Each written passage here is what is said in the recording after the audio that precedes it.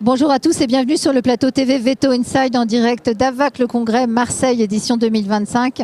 On va parler du microbiome du chat, de son importance. Et j'ai le plaisir d'accueillir notre consoeur, le docteur Fanny Bernardin, spécialiste en médecine interne. Bonjour Fanny. Bonjour Valérie. Bon Fanny, le microbiome intestinal, tu peux nous faire un petit rappel succinct dessus s'il te plaît?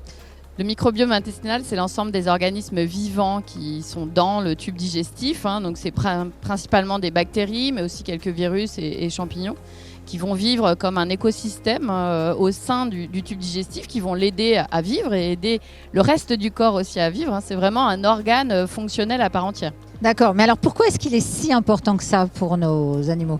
Il est important localement parce qu'il va aider à la digestion, aider à l'absorption de certains nutriments et puis aussi parce qu'il produit certains métabolites. Donc il est essentiel à la bonne santé de tout le corps. Et est-ce que ce microbiome, chez nos chats, il influence certaines évolutions de maladies félines en particulier? Énormément. Il est très impliqué dans différentes maladies. Comme chez l'homme, comme chez le chien, chez le chat aussi, avec des maladies digestives, les entéropathies chroniques en numéro 1 forcément, mais aussi certaines entités digestives aiguës. Et puis on sait qu'il y a des questions de microbiote et de microbiome dans certaines maladies cutanées, dans le stress, dans des états tels que l'obésité. Donc oui, l'étendue est importante. Voilà, donc j'allais te poser la question, qu'est-ce qui influence le microbiome? Donc tu as déjà donné quelques éléments de réponse, tu as anticipé, donc effectivement il y a des études qui le montrent, en humaine ils le montraient déjà, sur le stress, l'obésité, mais il y a d'autres facteurs qui peuvent aussi l'influencer. Ouais. L'âge joue énormément. Tous les médicaments et pas seulement les antibiotiques peuvent avoir un effet sur ce microbiome. Toute maladie concomitante, endocrinienne ou autre peut jouer sur le microbiome. Et puis, tu le disais, on sait qu'il y a une frontière très mince avec le comportement. Donc, l'anxiété peut jouer. L'alimentation aussi. L'alimentation énormément. C'est vraiment le centre pour essayer de réguler ce microbiome-là, cette alimentation. Et je voulais te poser une petite question qui n'était pas trop prévue, mais c'est plutôt des maladies chroniques qui vont l'influencer que des maladies aiguës? Pas que, c'est juste que ça n'influe pas de la même façon quand c'est aigu ou chronique. Mais le chronique, on en entend davantage parler parce que c'est là où on va utiliser les modulants de la flore, principalement. Donc c'est pour ça qu'on parle davantage du chronique. Alors, nous, en tant que praticiens, comment fait-on concrètement pour le soutenir, ce microbiome? Parce qu'on connaît la transplantation fécale. Je sais que tu la pratiques aussi.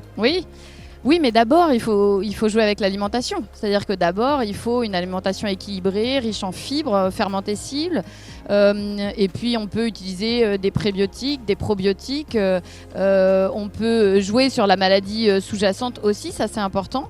Et puis, quand on a essayé tout ça et qu'on n'a pas d'amélioration, oui, la transplantation de microbiote fécal est une très bonne arme. Et puis peut-être attention aux antibiotiques aussi. Ah oui, attention aux antibiotiques. Automatique. C'est raisonné, ça doit être raisonné et raisonnable, ces antibiotiques, mais ça peut faire beaucoup de mal à notre microbiome. Bon, pour conclure, qu'est-ce que tu penses des probiotiques?